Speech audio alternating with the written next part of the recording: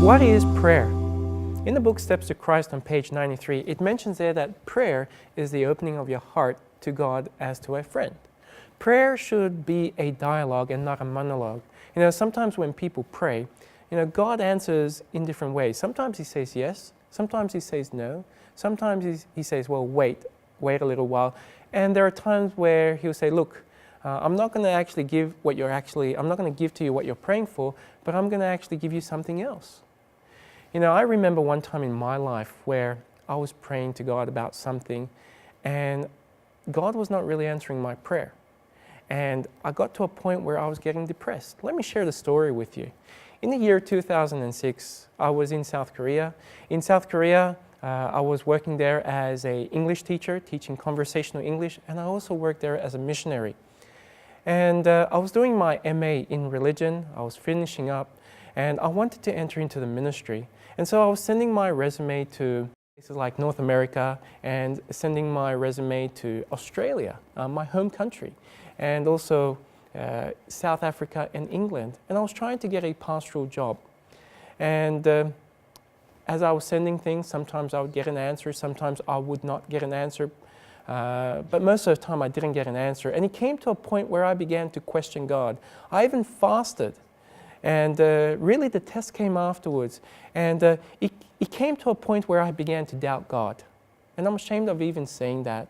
I said to my wife, I remember, I said to her, look, I don't even have 1 gram of faith. And I'm ashamed of saying that. And I know that Ellen White mentions that we should not doubt for a moment or dishonor God thereby.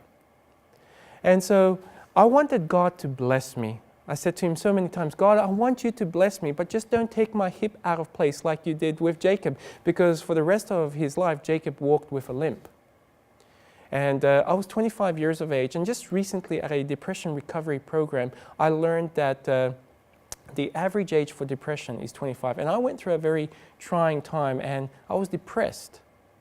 And I remember that there was an Adventist pastor who came to South Korea, and he was going to Ireland to work there in the Irish mission. And so this Seventh-Day Adventist pastor, he was Australian. He came to South Korea to visit his son. So he was just popping in. And he was there on a Sabbath, and we invited him and his wife and his son and several other people to our place for Sabbath lunch. And I said to this pastor my situation and how I feel. I want to enter into the ministry. I want God to bless me, but I don't want Him to take my hip out of place.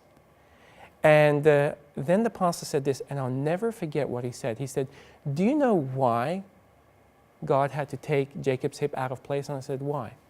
He said, so that Jacob can fall on his knees. And I've never forgotten that. There are times where we need to fall on our knees, pray, prostrate, trust in the Lord with all of your heart. Lean not on your own understanding. In all your ways acknowledge Him, and He shall direct your paths.